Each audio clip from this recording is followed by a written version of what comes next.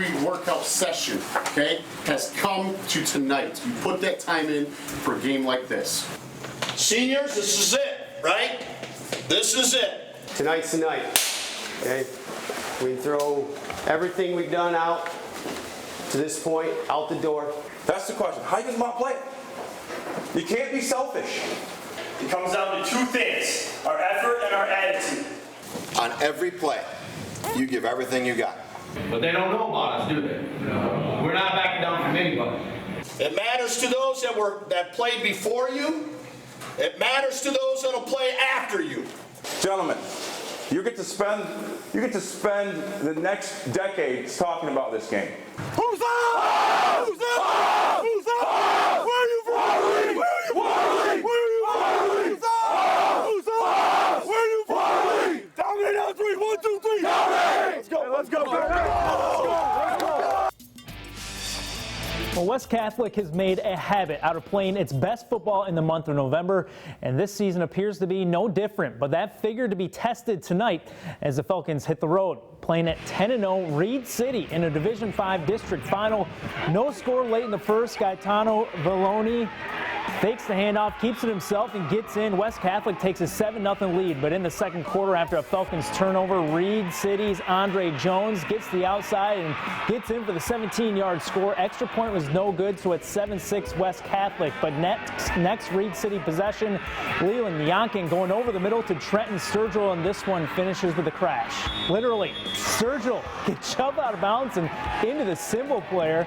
He'd get up and take a bow. That led to another Andre Jones touchdown and 2-point conversion. Reed City held a 14-7 lead at the half, but in the third, Baloney with another touchdown run. West Catholic outscores Reed City 14-zip in the second half to win it 21-14. Let's stick in Division 5. Lansing Catholic playing at Portland. Rematch from Week 4 where the Red Raiders won 28-6. They're up 13-7 at the half. This is Golden Gopher commit Lansing Catholic QB Tony Poljan takes the read option, and they're going to like that up in the North Country there, don't you know? 15 yards out, ensuing kickoff, Portland's Logan Lefke. We don't normally show kickoffs. I think by now you probably figured out when we show kickoffs, something big's about to happen. 95 yards for 6.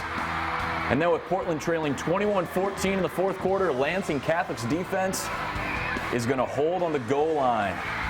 They run out the clock, and they get the win 2-0 against Portland. It's 21-14 the final. Let's send it back out to the crew at Forest Hills Eastern. Let's talk Division 5, guys.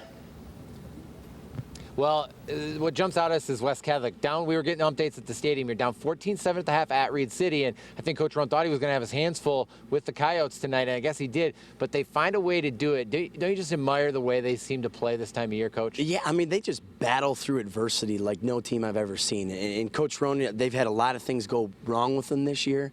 But again, I mean, come November, there it is again. West Catholic. Heck of a job tonight. Obviously, getting David Fox back, I think, has given this team a little bit of a lift, but you guys both touched on it. It's an amazing coaching job, and the kids buying in. I was doing the game against Unity Christian where they were kind of at that tipping point. You know, you lose that game, you wonder what happens to West Catholic. They win that game, and then from there, all kinds of momentum, and Valloni just kept getting better the more games he played. And rematches are always tough, especially when Lansing Catholic has a quarterback like Tony Poljan, right? Because Portland couldn't beat him twice. Right, and the goal line stand at the end, I mean, that tells you that they were ready to go. So it's the Blitz finale. That means a Blitz finale edition of Fan of the Week. So here are our nominees for Fans of the Year. From Week 3, Danny Doneth, the Rockford senior dressed in red, white, and blue. That, of course, was September the 11th. From Week 6, it's a pack of GR Catholic Central Cougars without shirts on. I guess that's the opposite of what Brad Bakita usually does when it gets cold. And finally, from Week 7, it's Allie Douglas on top of Emily Knott. They were cheering on their Jenison Wildcats. Well, we are halfway home on this Blitz season finale. When we come back after the break, Blake Dunn and the Saugatuck Indians are on the road in a battle of unbeatens for the second straight week tonight, taking on Jared Smith and a real good Pewamo Westphalia team. And we're just about 10 minutes from the Blitz battle. Rockford trying to put the last 2 playoff meetings with Hudsonville in the past and hoist the hardware tonight. Don't go anywhere. The Blitz is just getting good.